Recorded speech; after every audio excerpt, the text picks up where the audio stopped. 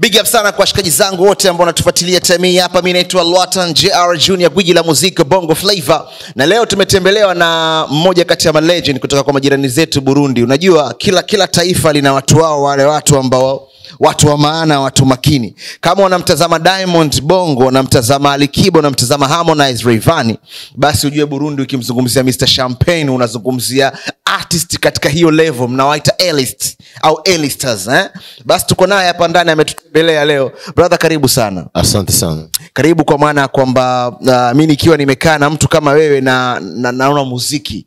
Yeah. Namuona mtu ambaye anaweza akaniambia kitu ambacho kitasaidia sana kutengeneza niseme daraja kati ya wasanii ambao wako Tanzania na wasanii ambao wako Burundi. Ndani ya wiki mbili nimefanya, hii ni interview yangu ya pili nafanya na msanii kutoka Burundi. Tumefanya na Sat B wiki mbili zilizopita. Sidhani kama zimefika. Tulikuwa katika jumba la mwanetu Chief God Love kule Bahari Beach wakati tunafanya hiyo interview. Hope umekutana nayo pia mtandaoni. Nataka kwanza uniambie kuhusiana na comment yako moja nimeiona, na mazingira yalivyotokea Burundi baada ya wewe kusema kwamba haukufurahishwa na kile ambacho ulikiona Sat B amekifanya. Tumia hii fursa kwanza kusawazisha, kuweka sawa ili mtu aelewe nini haswa ambacho umekimaanisha deeply. Maana na uniambie pia hali ilivyokuwa Burundi, maana sio mchezo ile comment. Yeah, unajua mimi ni msanii, na pia mimi ukifuatilia hata kwa mitandao yangu na kuwa pia sometimes natoa mashauri, na kuwa nashauria watu kupitia maisha kawaida.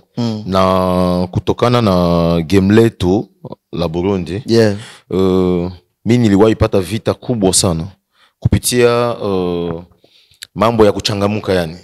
Mimi kawaida nikifanya mavideo, nakuwa na mavideo ambazo mimi nafanyaga na changamuka, nafanya vurugu zangu, nafanya hiki na kile. Kuna kipindi watu wananiambia sijui jamani comedy. Acha muziki, fanya tu comedy, unaona? Nikifanya kitu fulani unatuaibisha, si hivi na hivi. Lakini sasa mimi mambo yangu ambayo nilikuwa naifanya kwa njia zangu. Unaelewa Pia kwa njia fulani ya heshima kwa. Unaona? Ni vitu ambavyo nilianzisha pale Burundi, na kwa hicho kipindi nilikuwa naangaliaga, mimi nacheka tu. Juu nilikuwa najua nini niko hemo. Ndio. Unaona nilikuwa fanikiwa hapa Tanzania. Tuko na wakina Mwijaku, tunafaa vurugu zetu, wakina Baba Levo, tunafaa vurugu zetu. Hata ukienda mitandaoni utaona pale tukiwa na wakina Baba Levo, unasikia Champagne, vitu kama hivi. Ndio. Nikikuwa na Mwijaku unasikia badada, Champagne ndakupatia mwanamke mmoja hapa Tanzania mkali sana. Na unasikia mimi namwambia na wewe kwa Burundi ndakupatia mwanamke wa Burundi, bale watu ambao tunawaitaka Burundi kazi. Miaka 4 kupita, nilikuwa tukaniwa sana. Miaka 4 kupita, nikaona ndugu yangu Sat B pia kafanya kitu kama hicho. Sasa ya Sat B yenye mimi sikufurahia, mimi kama mimi. Ni star. Pia ni msanii ambaye mimi namheshimu, na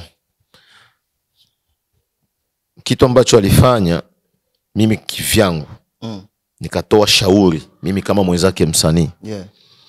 Kutokana na game lake, sura ambayo yeye alianzaga kuonesha watu mwanzo wa muziki wake. Unaona wanasema kila kitu ni mwanzo. Unaona mtu kama mimi ningefanya hicho kitu, watu wote wangenielewa. Jua nini? Wananizoea kwa hicho kitu. Mwanzo wangu ni hivyo. Ndio. Na watu wananizoea. Sasa Sat B mwanzo wake sio hivyo. Sat B wanamwambia ni msanii ambaye iko serious sana. Acheki ovyo ovyo, aongee ovyo ovyo. Yaani ni mtu mwanake iko watu wamzoei hivyo. Hata ukienda mu comment unakuta sometime kuna mashabiki wa pale Burundi wanakuambia Sat B akasaze. Ukasaze mangia umesara. Sasa jamaa amesara. Abamzoei. Unaona? Kugisi alitumia Braza iko juu, Sat B iko chini. Chief alikuwa anaonekana juu. Sat B alikuwa anaonekana chini. Nakuelewa. Mimi nilikuwepo pale. Sasa mtu kama mimi ningependelea ikuwe aje? Wanakuja na Braza wanaingia kisha braza anaanza kumpresenter, yake anaanza kumuonesha sasa vitu vyake. Satibi karibu nyumbani, njoo nyumbani hapa. Sijui kama ushaona video moja hivi ya Fally Ipupa na R Kelly. R Kelly. Ilikuwa hivyo, walikuwa wako nazunguka kisha baadaye R Kelly akamuingiza Fally Ipupa kwenye jengo lake. Akaanza muonesha hii yangu hii niliuza wakati fulani, hii niliuza pesa fulani. Unaona Pale Fally Ipupa akamwambia ongea sana Unaona yani ingekuwa hivyo ingekuwa vizuri zaidi. Anamuingiza ndani kwenye jengo lake, anaanza kumwambia unaona hichi changu hiki hivi na hivi. Sasa ile tuliona tu ghafla boom. Braza iko juu, Satibi iko chini. Tukasema amkuona kaingiaje? Sasa tukajiuliza Natasha anaweza fanya hichi kitu? Sizani. Big Fizzo anaweza kufanya hichi kitu? Sizani. Kidumu anaweza kufanya hichi kitu? Sizani. Sasa mbona mimi Mr. Champagne zamani najua sikuwa fuata vya hivi lakini vya hivi. Juu inaonekana ni uchao. Mimi sikuwa fanya vya hivi. Lakini bado nitukana sana. Unatuaibisha. Pumbafu, mjinga we. Acha muziki, fanya komedi, nini na nini. Sema Satibi anaifanya lakini wanasifia. Maana inaonekana mimi wakati nilikuwa nafanya vya hivi na njoo sio hata kwa hii njia kama hii. Walikuwa wanitukana, maana inaonekana kwamba ilikuwa ni wivu. Basi mimi nikashauria tu. Baada ya kushauria ndo nikaona ndugu yangu Satibi wakati anafika airport anatoka Tanzania, wakamuuliza swali, wakamwambia uliona video ya Mr. Champagne alikuwa anatoa mashauri kuhusu hivi na hivi na hivi. Mwenzangu airport ni kama akapasuka kavimba nini, anakunja hapa hivi kama iko na hasira moja hivi. Sitaki mzungumze Champagne na mimi. Afu unaona yani kama kuna kitu mwa kiko hapa. Nasema sasa Satibi. Sasa ndugu yangu Satibi. Ni mashauri tu nilitoa. Hakuna roho mbaya, hakuna nini, ni shauri tu nilitoa. Nikachukua ile kipande ya video basi na mimi nikaipost. Ambayo ndio yeye anasema hataki kuniongelea na hataki batie picha yake na yangu. Sitaki muweke picha yake yangu na Mr. Champagne. Sasa mimi kivyangu nikakaa chini nikasema sasa Satibi anakataa hata basiweke picha yake na yangu. Nikacheka, kuna kwa nini nilicheka? Ndio. Wakiweka picha yangu na yake inamsaidia yeye. Ya, kivipi? Muziki iko na realite yake. Reality kama unasema hiyo. Iko na realite yake, iko na siri zake. Kuna mtu wanamtengeneza na kuna mtu anajitengeneza. Ndio. Kuna mtu anaweza kukuonesha kama yeye ni wa hatari. Kuna mtu anaweza kukuonesha kama yuko na manyumba za ajabu na sio zake. Kuna mtu anaweza kukuonesha kama yeye ni msanii mkubwa sana, ishafika fasi fulani. Ananunua views zinapanda faster. Lakini unakuja kuta kiukweli kiundani kuna mwingine anakuwa kimya lakini anajulikana kumzidi. Ndio. Naona mimi sijisifi lakini naongea ukweli. Niko na watu wengi wananijua mimi wenye wamfahamu Satibi. Kwa maana tukienda hapa Tanzania ndio wako wengi wananifahamu wamfahamu Satibi. Tukienda Kongo, tuanzie Bukavu, Goma, Kalemi, Lubumbashi, Kinshasa, wako wengi wananifahamu wamfahamu Satibi. Tukienda Kenya, wako wengi wananifahamu wamfahamu Satibi. Uganda ni hivyo hivyo. Unaelewa? Ulaya sasa ndio tusiseme. Wengi sana. Na mashabiki ya Satibi wako wananisikiliza hapa, wanajua kama mimi nasema ni ukweli. Unajua mtu kishakuwa shabiki ni shabiki. Atatukana, atapinga.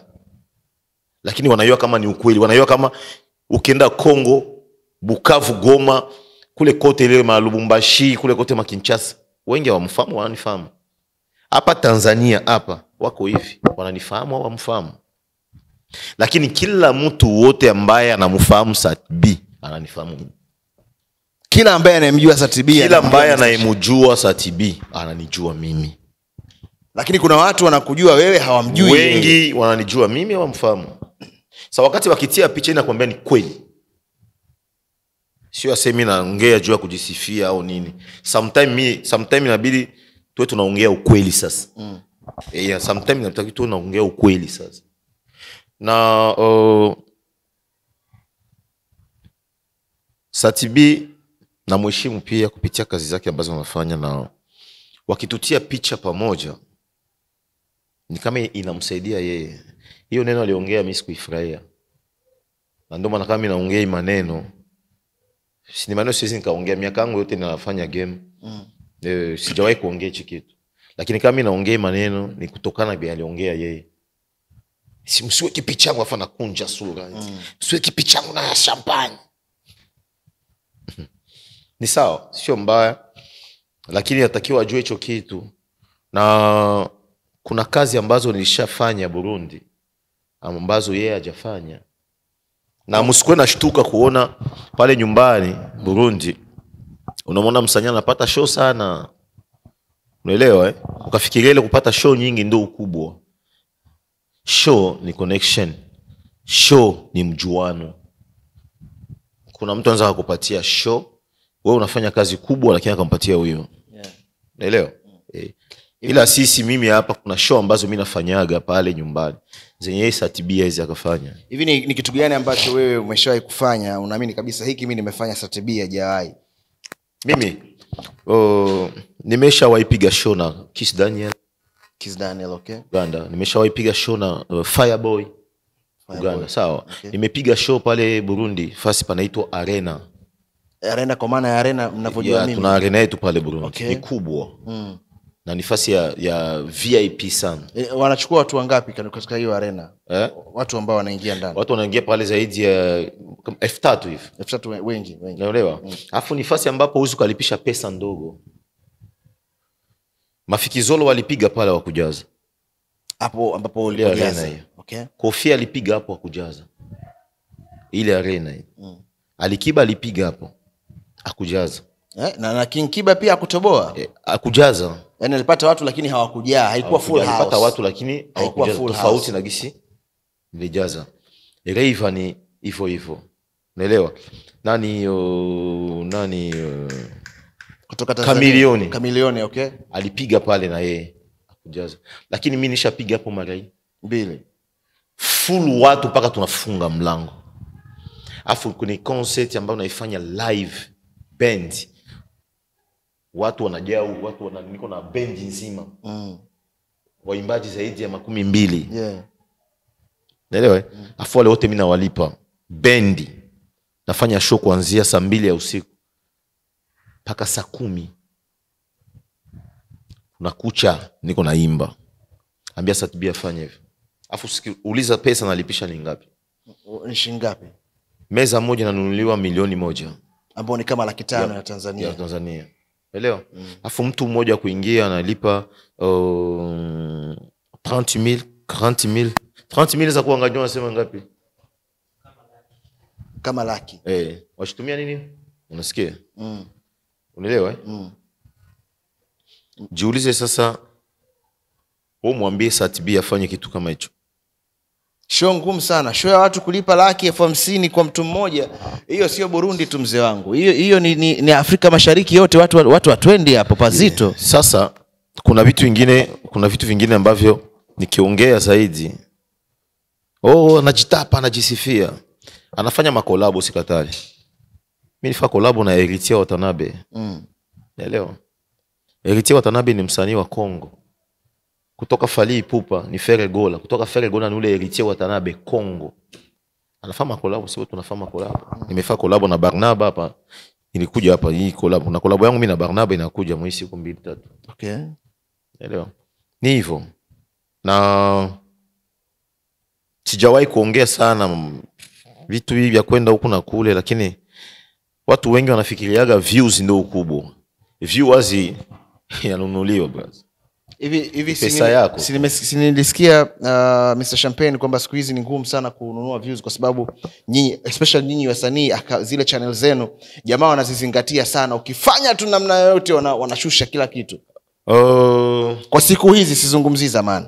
Okay.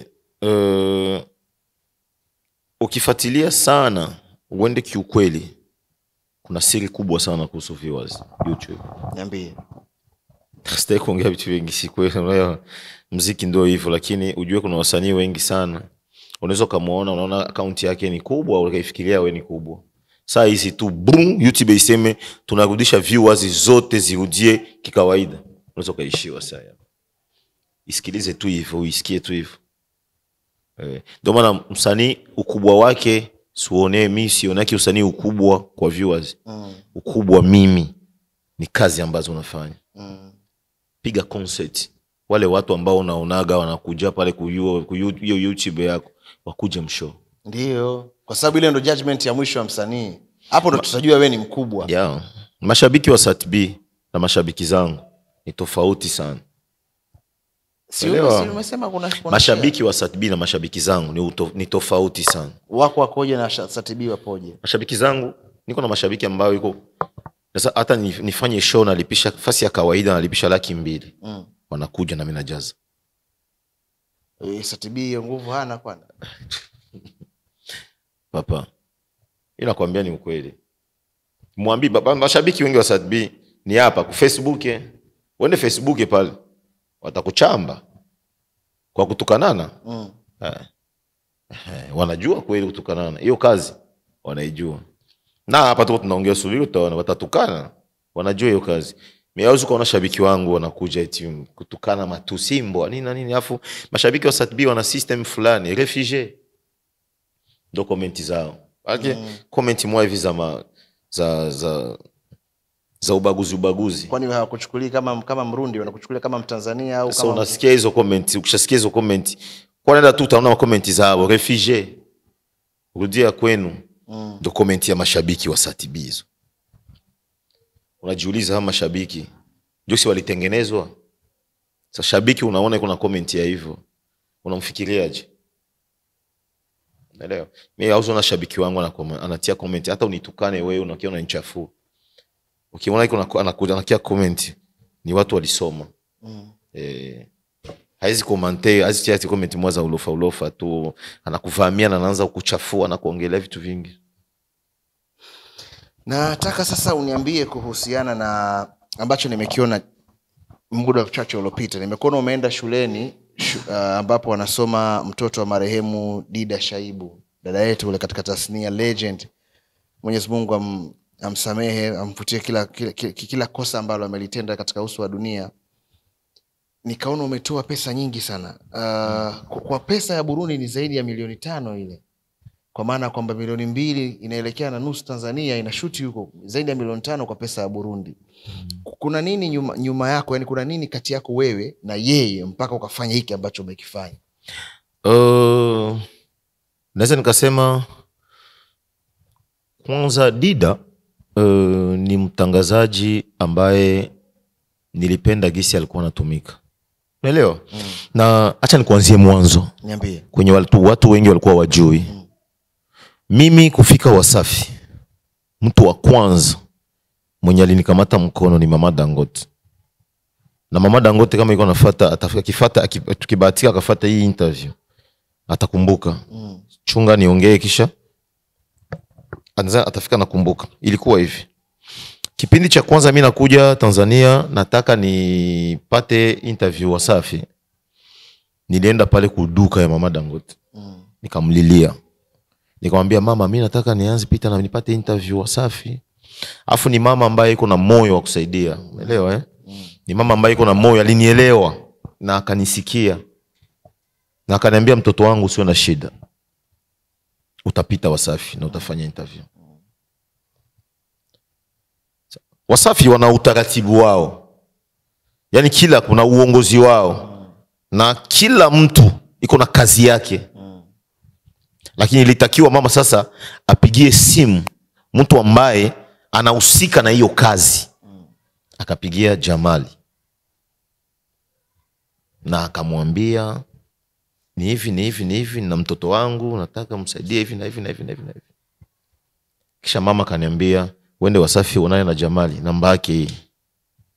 Unanifuata vizuri? Nakuelewa sana. Nikaenda nikaonana na Jamali. Na Jamali zani ataanza kukumbuka hichi kitu. Nilifika na Jamali akaniuliza hivi, unataka kipindi gani?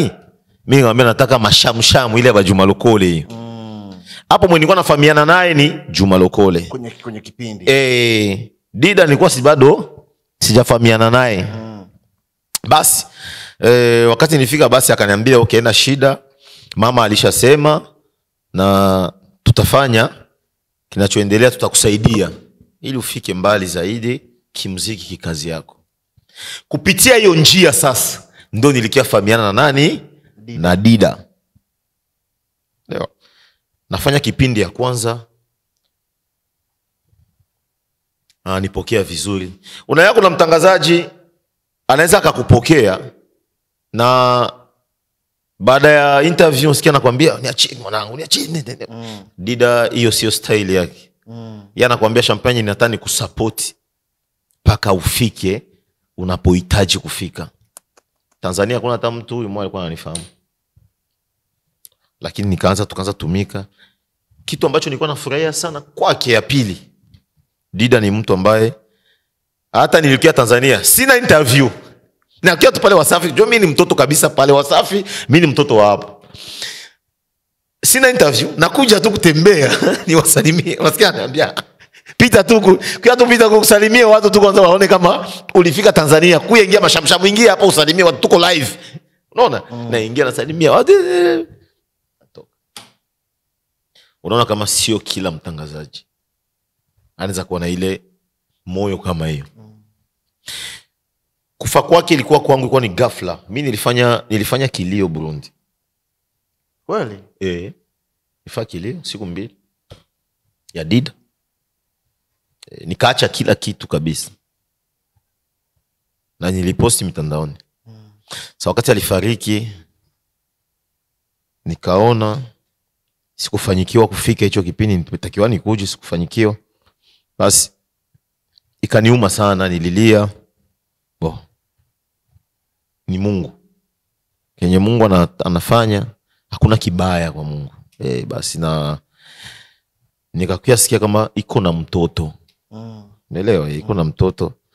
Basi ile ilibakia ni siri yangu sasa mimi kusema kama kesho yake inabidi mimi kesho ndiye nimsaidie mtoto. Na chochote ambayo Dida alikuwa anafanya pale kwenye Wasafi, najua pia ilikuwa ni ajili ya Mama Dangote. Ajili ya Diamond. Sidhani kama kuna kitu anaweza kufanya Diamond hajaruhusu au Mama Dangote hajaruhusu. Unaelewa? Inatakiwa watu wajue hicho kitu. Yeah.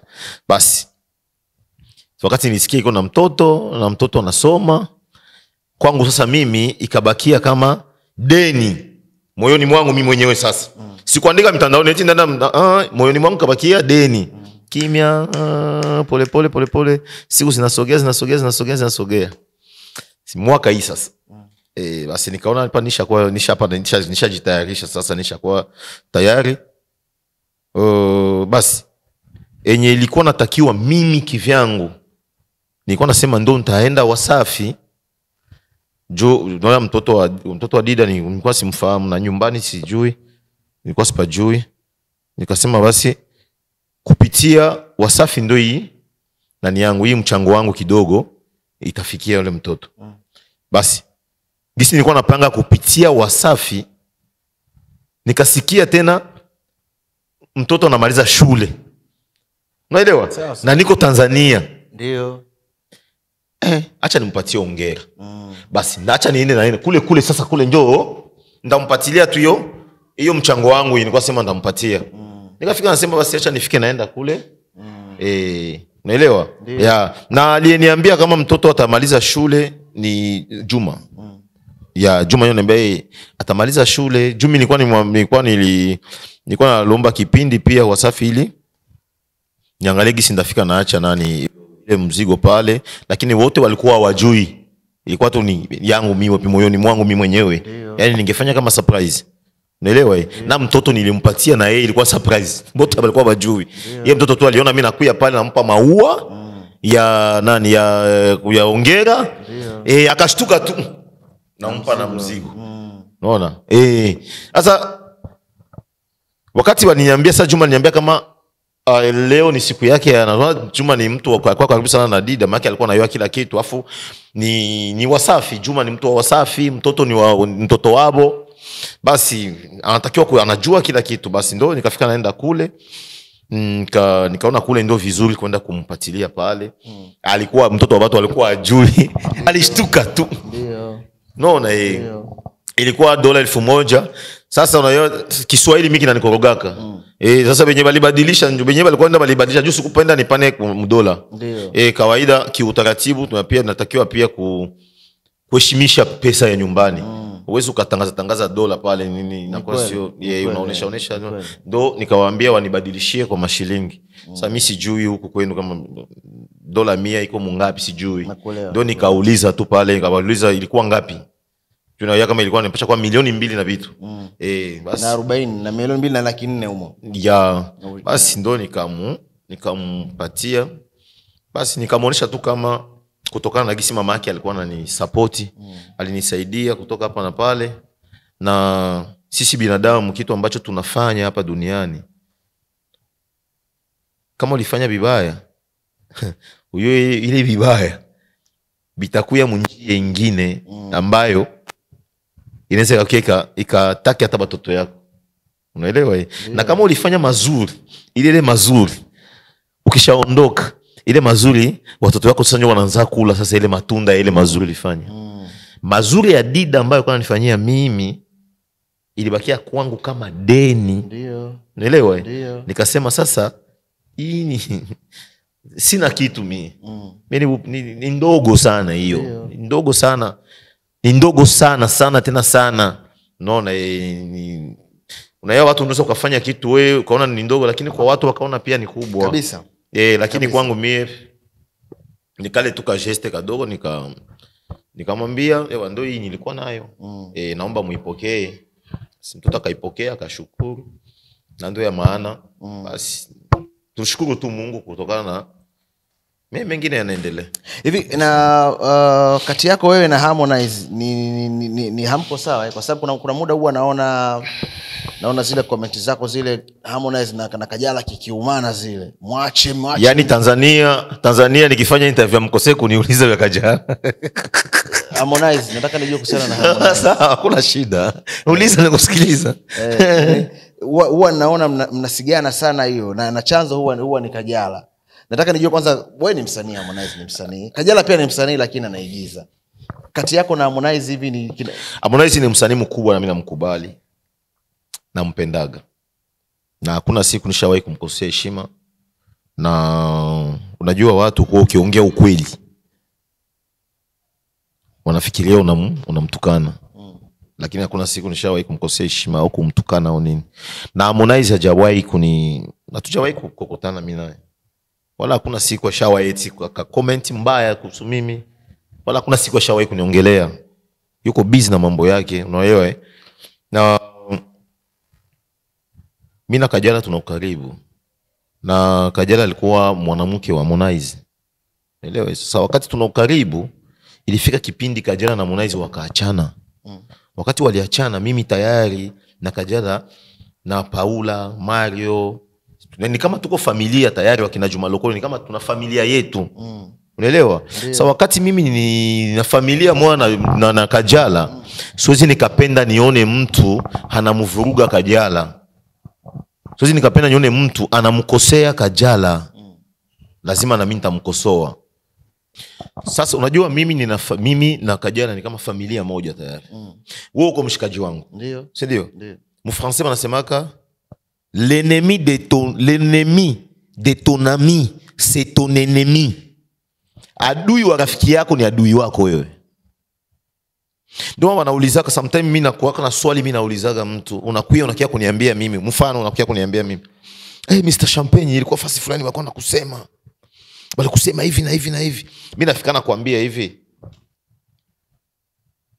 Vipi wale watu walipata ile nguvu ya kunisema vibaya na wanaya kama uko rafiki yangu uko pale? Maki inaonekana wewe ulinisema. Inaonekana wewe ulinisema. Ni vigumu mtu anajua kama wewe ni jamaa yangu. Kisha yule mtu anaanza kusema mubaya kwangu. Ngumu sana. Ni ngumu sana. Akipata ile nguvu ya kukusema mubaya kwangu, kuna weakness. Maana kuna kitu fulani tulikusema sisi wote. Unaelewa? Kiufupi nasema nini? ukimsema Kajala vibaya ni kama unanichokoza mimi. Ukimwongea Kajala vibaya, yani mimi nakuwa ni mtu niko nakuwa na roho yangu Mungu alinipatiaga. Rafiki yangu ni ndugu. Rafiki yangu ni kama mimi. Kitu ambacho niko nacho tunachangia.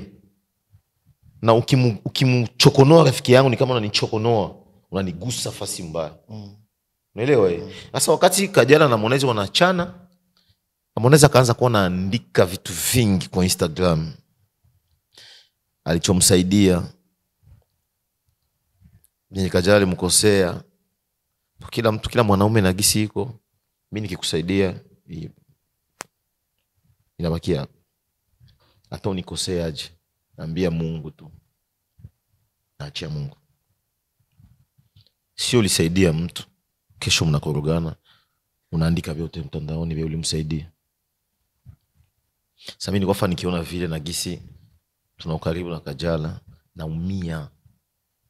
naumia, sitasema kitu lakini naumia. Bro, nakwambia ni ukweli. Wallahi mbele ya Mungu. Naumia. Sometimes mimi niko nalia. Yani kuna kipindi Harmonize alikuwa anakutoa machozi mzee. Mimi nasema hivi. Machozi inanitoka kwa nini? Gisi wanavyo mchafua na kumharibia jina mtu wangu wa karibu. Inaniumiza. No, ndio sometimes na rupuka tu na mimi naanza kumkosoa Harmonize. Usifanye hivi. Ndio, nivo. Lakini hakuna seme bifu. Sijui. Kwake yeye mroho yake sijui anishikilia aje, sijui kama iko na sika na mimi, lakini ni sawa hata nikimuona. Brother ni aje fresh. Safi tu. So na hivi hata una Kajala si wanaongea tu. Hivi sema wanaongea. Kawaida. Hata nikionana nitamsalimia. Kama atakatala kunisalimia, moi je m'en fous. Je m'en fous manake mfrancais, mkiswahili sijui mnasemaka yani ni kama sijali yani. Maisha inaendelea. Niko na hii jina yangu. Sio Harmonize ndio alifanya kwa Mr Champagne. Sio Harmonize ndio alinileta hapa kwa hiki kipindi. Ndio tayari na maisha yake na mimi na maisha yangu. Sisi wote tunamtegemea nani? Mungu. Sawa. No, sasa kama sinisalimii sawa. Akinijibia nikimsalimia akinijibia sawa. Na maisha yanaendelea. Kesho tutakutana kule mbele. Kwa hivyo. Inavyoonekana ni kwamba uko hapa kwa ajili ya kufanya promotion ya wimbo wako. Ndio. Nataka uniambie kuhusiana na wimbo, video pia, wimbo unaitwaje na Yes, nyimbo yangu inaitwa Heritage. Yani kwa English heritage kama heritage. Kwa Kiswahili urithi. Na hii nyimbo ni nyimbo ambayo ina mafunzo mengi. Na inspiration ya hii nyimbo sio yangu mimi. Ni inspiration kutoka kwa boss Lomo Grand Care, anaitwa Patient Musaka. Namsikia sana mkubwa huyo. Patient Musaka. Yuko wapi mkubwa huyo? Yuko Kinshasa. Hata wanangu wakiwa wanakanyaga kule chini kule, bendi zao kule namsikia sana mkubwa. Yes, Patient Musaka. Na nilifahamiana aje na Patient Musaka. Anaona gisi mimi naenda saidia mayatima. Na yeye ni mtu ambaye anapenda sana kusaidia mayatima. Sasa wakati aliona mimi naenda saidia mayatima, ilikuwa mu 2021 make 2021 hicho kipindi hicho. Ndio alionaga akafika akasema huyu kijana kumbi iko na hii njia ya kusaidia mayatima. Ndio na yeye sasa akafika na kuya akasema sasa acha anze na mie kunisupport kupitia hiyo njia ya mayatima. Ndio. Basi ndo akakuwa sasa ananiambia fanya hivi. Na ndio kipindi fulani alikuja hata wakati nilifanya show yangu ya kwanza Arena. Akakuya kwenye show yangu ya Arena, akatoa pale $20,000 ni $20,000 ya kusema tufungule project sasa ya kwenda nasaidia sasa mayatima. Unaona roho iko nayo. Ndio tunamitaka l'homme au grand cœur. Yani ni mtu ambaye iko na roho kubwa ya kusaidia. Pasia Musaka. Pasia Musaka. Sema Pasia Musaka. Pasia Musaka. Basi wakati aliona vijana wengi kuwa wanaachiwa urizi, kisha wanachezea mali ya wazazi, mzazi akishafariki, unakuta mzazi alitafuta mali, alipambana, kisha inafika kipindi fulani mzazi anawaachia mali, kuliko na mwe mpambane ili muendeleshe zaidi. Vijana wengi wakiachiwa mali, wanaanza sasa kuchezea mali ya wazazi. Inakuwa ni wanawake. Inakuwa ni kwenda huko na kuni kuenjoy tu. Baba aliacha lupango 10, aliacha gari 15. Baada ya miaka 2, lupango zinabakia 3. Gari zinabakia kama ni 2. Kuliko msiendeleze, gari zifike zikuwe hata 100, lupango zifike hata 2000. Nyinyi sasa mnachezea mali ya mzazi. Ndio maana akaniambia Mr. Champagne, yeye ndo aliandika hii nyimbo kabisa. Yeye ndo aliandika Pasia Musaka. Yeye aliandika, mimi natafuta tu melody na vingine nikafanya, lakini yeye ya kusundani, yeye ndo aliandika kila kitu. Yaani inspiration ilitoka kwake. Tajiri bwana, hongera sana kwa hili. Na sema tu ndio hivyo, mabosi nao wako busy sana. Mimi natamani sana nikutane naye huyu mtu siku moja nipige story. Pasia Musaka. Of course. Anaisikia hii kipindi, ataisikia. Kwa sababu ni mdau, lakini unajua mdau ambaye anajiengage na jamii moja kwa moja, yeye ni mtu wa ziada. Yaani sio mtu wa kawaida. Wadau wengi wanakuwa tu katika entertainment, usikii wakitoka nje hiyo box. Yes. Lakini yeye ni mtu ambaye anajiengage na watu entertainment, lakini pia anafanikiwa kutoka kwenye hiyo box. Kwa hiyo si kitu cha kawaida. Nataka nijue inspiration nyuma hicho anachokifanya ni nini. Nadhani kuna vitu vingi sana atakuja kuniambia siku moja. Tutakuja kumeet one day. So kuna video, maana yake tukisema chupa wa Bongo tunamaanisha video. Video iko nilikuwa ishoot hapa, nilishoot Zanzibar. Imechukua pesa nyingi sana, na iko YouTube. Mtu wote yule ambaye akienda YouTube anaandika tu pale Mr. Champagne Heritage, ataiona iko pale inafanya kazi. Umetumia kama shilingi ngapi kushoot video yako? Video kwa dola kama unakumbuka. Kwa dola? Sipendi kusema sana pesa ambazo nimetumia. Ni pesa nyingi, nikishazisema hapa inakuwa ni shida. Nasema Burundi nyinyi huwa mnaampendi sana Bongo hapa. Ningekuwa na mwanangu hapa Harmonize au Diamond ananyoka tu. Angesema pesa tumia. Watu wanasema Bongo wanaogopi mambo haya. Unawa encourage vijana Mr. Champagne kwamba wasikilizeni. Okay, sawa. Kutokana na nilisafiri na director, nikasafiri, yani tulipanda ndege na watu, tulikuja watu 4 na kuchanga mambo yote, hotel, kulipa director, vingine vyote bilichukua $25,000.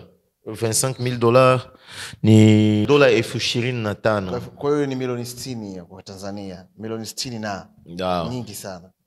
Ndio pesa. Budget ya video hii ambayo unayotazama hapa ni shilingi zaidi ya milioni 60 za Kitanzania. Ndio ujue kama watu wana invest, mzee wangu. Ni sio kawaida, yani sio kawaida kabisa. Brother, mimi naomba uambie watu wanakupataje mtandaoni. Okay, wa Tanzania, wa Kenya, wa Uganda, watu ya Burundi, watu ya Ulaya, ukiandika, ukitafuta jina langu, tia Mr. Hiyo Mr. andika kwa Kiswahili MISTA, kisha Champagne. Champagne kama tu pombe ya champagne. Gisi naandikiwaga hivyo Champagne. Yani Mr. Champagne. TikTok ni hiyo, Twitter ni hiyo, Instagram ni hiyo, Facebook ni hiyo, TikTok nishasema. Na fasi pengine kote ni hivyo vinaitumia hivyo. Yes. Bana, mimi naitwa Lwatan JR Junior, gwiji la muziki Bongo Flava, na najua umefahamu mengi sana kutoka kwa brother yetu Mr. Champagne, na amenyoosha vitu vingi sana. Kitu cha msingi ni kwamba sasa hivi naona mabrother wanafanya movement za kutoka kimataifa zaidi. Hao ukizungumzia Ufaransa sijui sio shida zao. Ufaransa sijui wapi kwa sio shida zao. Nadhani wanataka wa disturb hapa ili kibongo bongo. Unajua bongo ukishagusa tu bongo, umemaliza eneo kubwa sana la Afrika. Nadhani unaiona hiyo. Ukiacha South Africa, ukiacha Nigeria, wanakuja wa Tanzania. Kwa hiyo mtu yote ambaye anafanikiwa kupenetrate Tanzania, ina maana hao wengine huko lazima watamzingatia kivyo vyote hivyo, na ndio kitu ambacho brother anakifanya. Thank you for your time my brother. Thank you For your time. Nimeenjoy sana kuwepo na wewe. Mimi nashukuru sana. Natumai utakuwa ukija tunapiga hizi story mara nyingi, bali tuna mambo mengi ya kuongea. Ndio. Asante sana. Tunaweka nukta hapo. JR Junior Instagram, TikTok na kila pahala hivyo.